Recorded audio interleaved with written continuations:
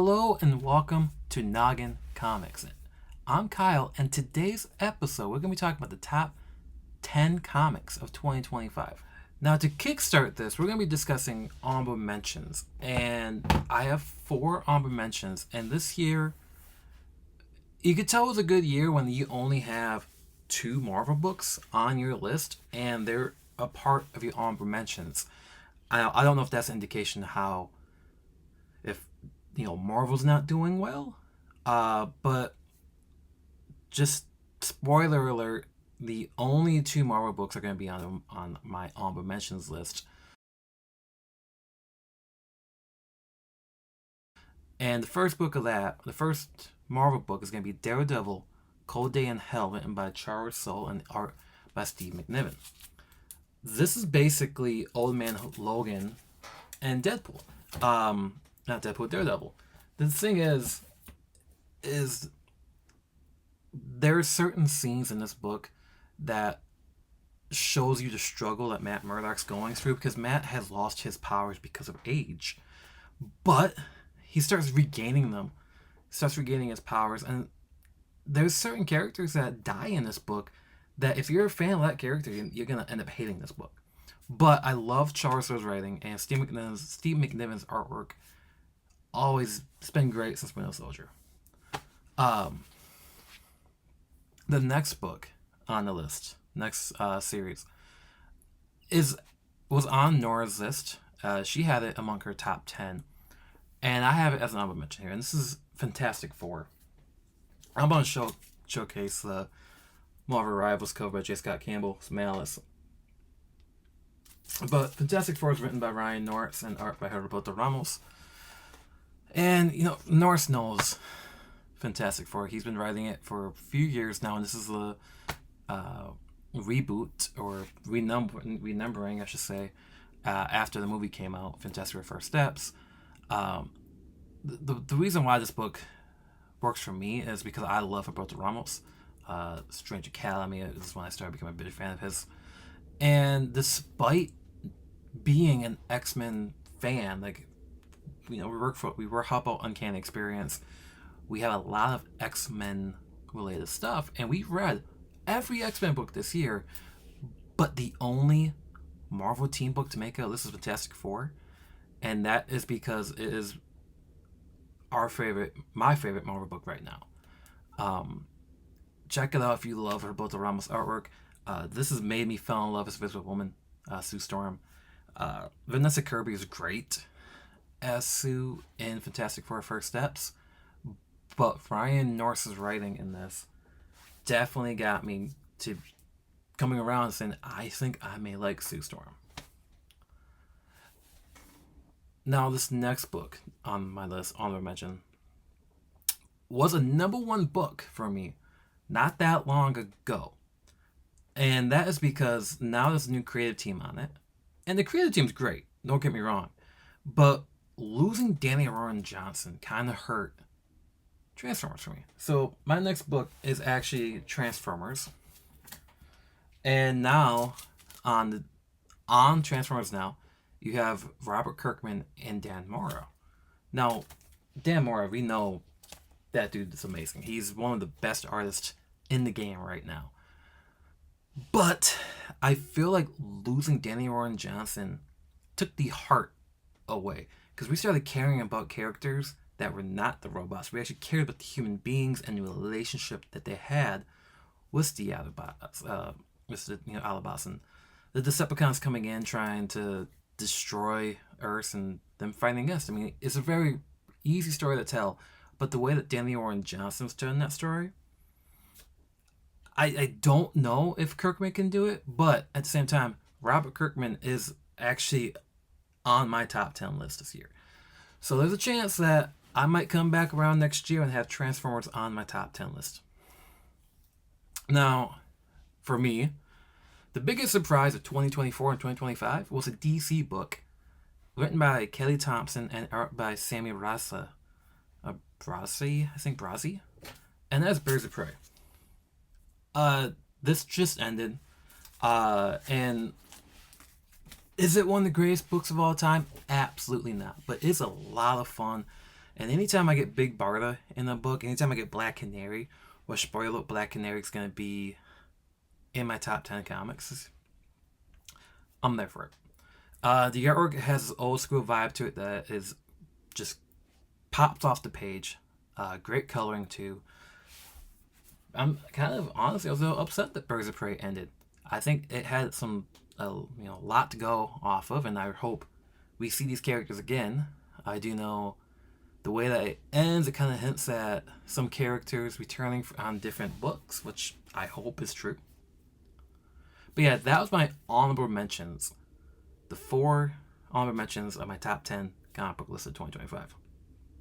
Now, going into my top 10. This one, number 10,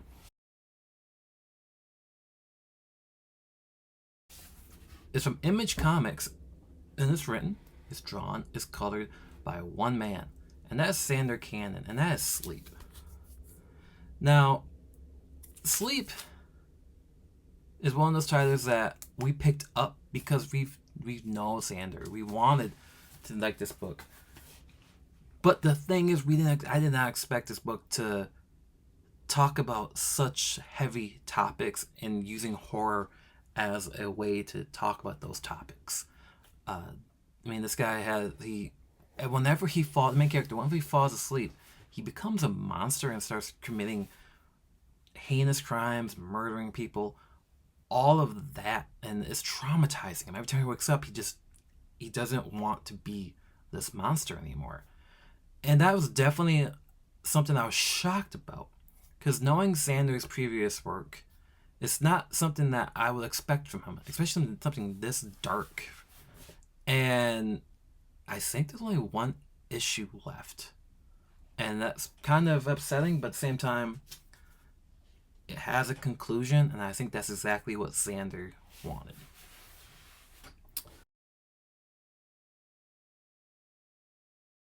Now, as I was talking about my album mentions in Birds of Prey, I mentioned that Black Canary made the list, my top 10. And that's not because she was in a Green Arrow book, but it's because she had her own 12-issue series, and that is Black Canary Best of the Best. Now, I know some people do not like Tom King. I'm not one of them. I love Tom King. Everything he's writing, I enjoy his Wonder Woman, and I seriously contemplated putting that as an honorable mention. But what I love about Black Canary is that all 12 issues takes place in a fighting match, or almost like a boxing match in a way, where you have Black Canary versus Lady Shiva to find out who's the best fighter of them all. But as we're going through each round, we're also going back into what is going through Black Canary's mind. So we're going back to her mom being sick, her relationship with Oliver Queen, and it's just continuing to showcase how much stress is actually going to, not stress, but how much pressure is on Black Canary, which I absolutely loved. And I do believe that Black Canary could carry her own series if possible. But the thing that made this book really shine for me was Ryan Shook's artwork. It felt like you were in the ring half the time. And then when there was the more dramatic parts, like, her mom being sick, you feel like you're in the room. And that is what it takes to be a good artist, I feel like, is that if you're reading it, you should be stuck in that situation, and Ryan Shook does that perfectly. Now, if you watched Nora's top 10 list, my number 8 book was her number 1 book, and that was Absolute Wonder Woman. Absolute Wonder Woman, written by Kelly Thompson, art by Hayden Sherman, Dustin Winsman on a few issues, and Mateus Bagara, I think how you say their name, has been on this. But this is the most recent issue. The crossover with her and Absolute Batman. And I just feel like what makes this book good, and one of the best of 2025, is it's taking Diana in a place that we have not seen her before. Like, we've seen her fight these mythical creatures before, but this book takes it above and beyond. She has a magic arm that she uses. She's got a giant ass sword that she uses to fight monsters attacking Earth, and she's a daughter of Hell. Basically, she was raised by oh god, I'm drawing a blank on her name, but it was I found myself each issue just falling in love with Hayden Sherman's artwork, and I I've seen Hayden Sherman's work before, and I've always liked it, but I feel like this was his best work. He's exaggerating a lot of things about these creatures, and that makes this book so much more enjoyable to read. Uh, Unlike Marvel, Marvel's ending the Ultimate run, and I kind of feel like that may not be a good thing because right now, the Ultimate line is the best book that Marvel has consistently. I know we have Fantastic Four up there, but I don't see Absolute going anywhere, and Absolute line is getting better with each book. And shocker, there's more Absolute titles to talk about in my top 10. Now, as we were talking about Transformers, my number 7 book is Robert Kirkman and David Finch's new book, and that's Skinbreaker. And this might be the best looking book on this list. The artwork by David Finch is some of the best I have seen in a long time. And I'm talking about this, he's going into detail, just looking at the background, the line work. It must take Finch days to get this one page done, basically. And then you add on Kirkman's writing. From his time on Walking Dead to what I like, I love the Oblivion song, Firepower. He always builds up these characters, and Invincible, and you spend time with these characters. And I feel like next year, this book could be the top book for me. And I'm saying that because Kirkman makes you care, and Finch's work you can't take your eyes off of. It's kind of a story that's been told before, but it's about becoming the chieftain of a tribe. And to become a chieftain of this tribe, a chief of this tribe, you have to defeat the current chief. And there's so much drama between townfolk and the current chief. And my god, the artwork. That's all I can say. If I'm going to keep mentioning how good the art is, and I think that is why I have this as number 7 on my top 10. Now, this next book,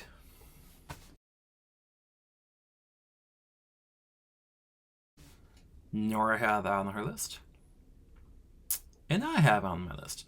And the thing is that for my number 6 book of 2025, I almost gave up on this after issue 1, and that is Escape by Rick Remender and Danny Acuna. Now, I have not read this issue yet. This issue just recently came out, but every issue, so it's on issue 5. I almost gave up on issue 1, but then I continued to read it, and I must have been having a bad day when I read issue 1 because I cannot put this book down. It's an anamorphic tale. Like, you have Pharaoh, you have Stray Dogs.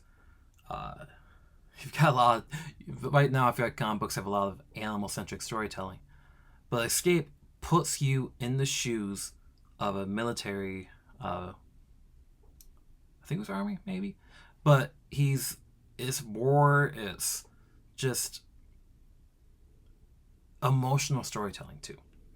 As during moments of war, then it transfers over to our main character and his relationship and what he's doing at home and what he wants to get back to. Very much like Skinbreaker, it's been told before, yet Okune's artwork is amazing, much like Skinbreaker. And Rick Remender,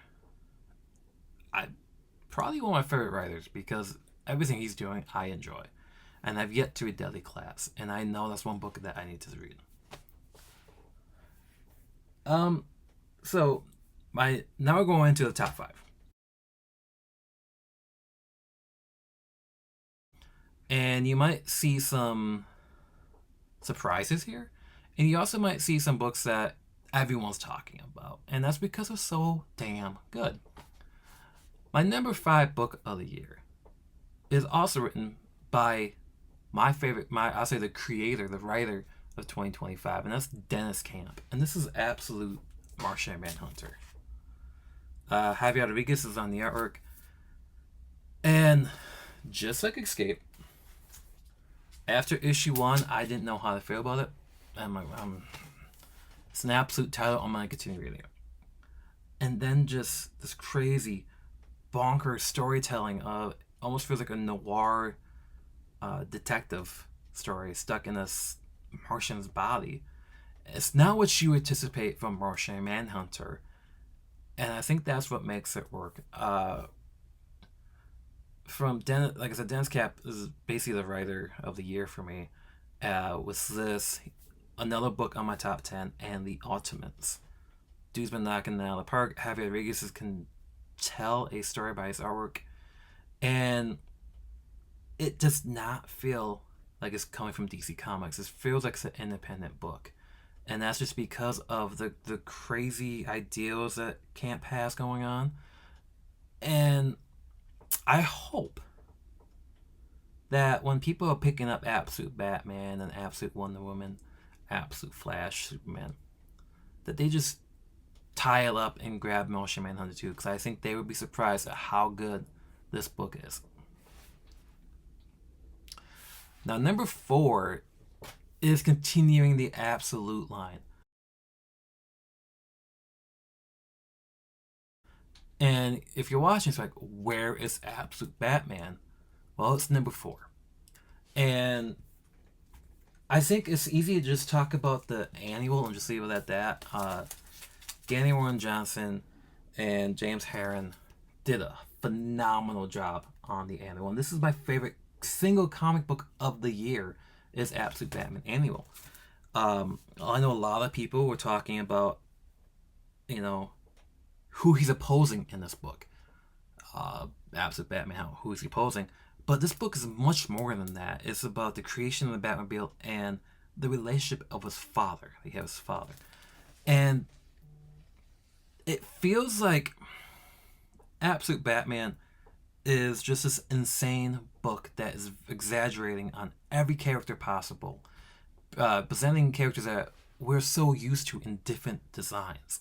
You know, a la Bane is Bane's gotta be 20 feet tall because Batman is 6'9" in this book, and that is Killer Croc attacking him, and Killer Croc's got this long, elongated body that is humanly, you know, basically what Scott Snyder said is like, Batman's not real, and we're gonna show you that we can succeed by not making a realistic Batman. And like when you see what the Joker looks like, Absolute Batman is one of those books that you don't need to be a Batman fan and dive into. You don't need to be reading every Batman book. Someone who's not in comic books could pick this book up and love it, and that is why I love Absolute Batman. Now to talk about some of my issues I have with the book, because it's not perfect, but I have it high on this list because of the enjoyment, the fun, you know, the art by Nick DeGrawler, Clay Mann, Marcus Martin, and Gabriel Walter. They're all on this book, but it's mainly Nick DeGrawler. But the designs threw me off a little bit, and I'm just gonna be honest. Like, around issues 3 or 4, I believe, right around the Mr. Freeze design, I wanted to give up. I'm like, this may not be for me. Like, I hated Mr. Freeze. I thought the design was terrible. But then I remember who's writing the book. And I remember that Scott Snyder is a great writer, and if I'm patient, it's going to pay off. And sure enough, Absolute Batman is the best DC book of the year. And that may be something that we say for years to come. Now, my last three books are all from Image.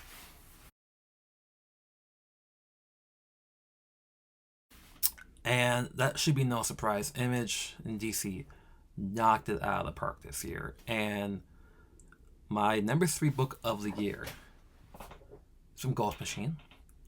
It's not Geiger. It's not Hyde Street. It's not Rockefellers. It is Redcoat. And what makes Redcoat so special is at times it's satirical, at times it's action packed, but Jeff Johns and Brian Hitch are taking us on this time traveling escapade, basically, where one man is living through time, and his name's Simon Pierre. And this is the strongest story in Ghost Machine, in my opinion. Geiger was very close, but Redcoat, I feel like Jeff Johns, is writing it where it's got to have a cliffhanger every episode, every issue, and that is what I love about it. The Northerner was a character I love seeing. I want to see more of him. But then Geiger also introduced this new female character that I really like. So I feel like Ghost Machine is definitely going to be one of those things we watch out for in 2026 as it continues to grow.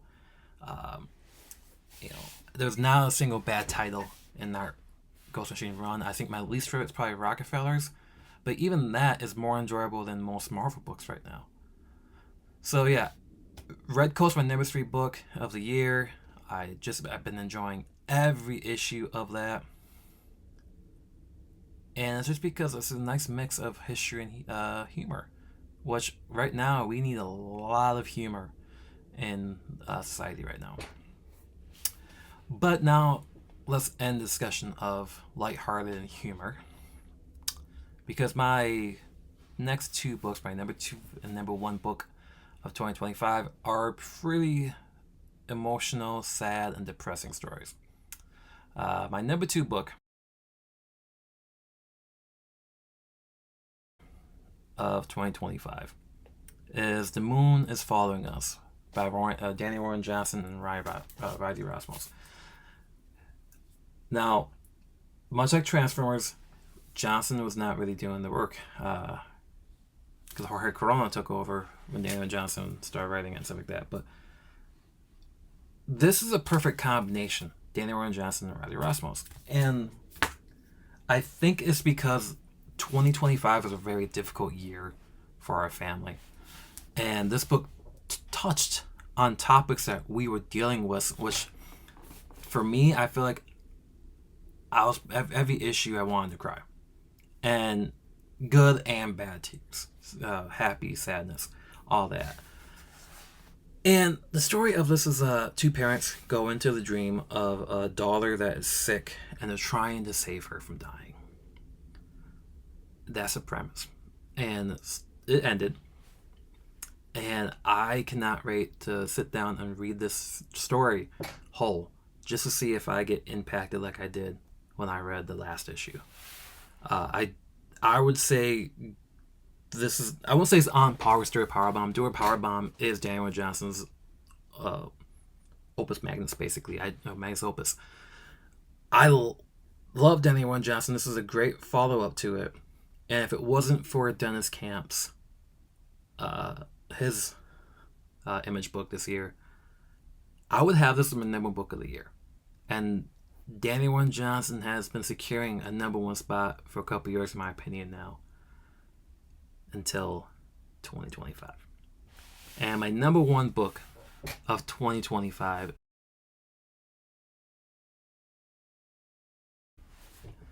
is a book that came out of nowhere, in my opinion. And we had issues finding the first issue. And I think we ended up getting like the first 4 issues, something like that. 3 or 4 issues all clumped together. And I read them all back to back. And that is a Sorority Crisis Events.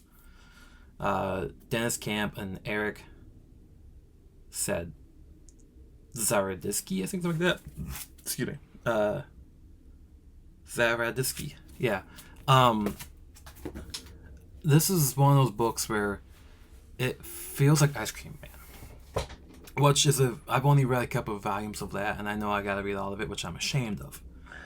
But holy crap, this is a masterpiece. And that is because just like The Moon is Following Us, every issue is going to touch on emotion. Two of my favorite issues was issue 3, which is about dueling societies in a small town that survive together. And so dueling society, I mean, like, the same people. They have doppelgangers, basically. And one of these societies burns, so they have to live together. And it kind of shows the fragility and the fraction of human society has on each other. And by the end, you're just so pissed off about the jealousy. And in issue 6 is the retro and antegrade temporal dimension, dimnesia, digiment, whatever. It's basically if you keep losing your memory. It's basically excuse me. It's basically Benjamin Button. Because there's moments where she's taking care of her husband. At one moment, he could be 95, he could be 5, or he can be that person she fell in love with. Every day is something different, every hour is something different. And the emotional toll it takes on her. And by that final page, you can be an emotional wreck. So that is why A Third Crisis Event is my favorite book of 2025. Each issue is something different. And I hope this continues because Dennis Camp is showing that he is seriously the best writer in comics right now. But thank you for watching my top 10 of 2025. Please like, comment, and subscribe. I would love to hear what your top 10 or even your top book of 2025 is. Of the 10 I mentioned, or 14 if you include the honorable mention, what ones do you disagree on? I would love to know. Or what ones would you agree on? Because there has been a lot of good books released in 2025. But I think Marvel could do better in 2026. And if you watched Nora's video, she mentioned how she's excited for Daredevil by Stephanie Phillips. Oh, I think Phillips. Right now, I can't think of anything I'm really excited for 2026 as much as I want these stories to continue. I want a great addition to libraries with all of these new releases coming up. But until then, see you at the comic shop and have a good night.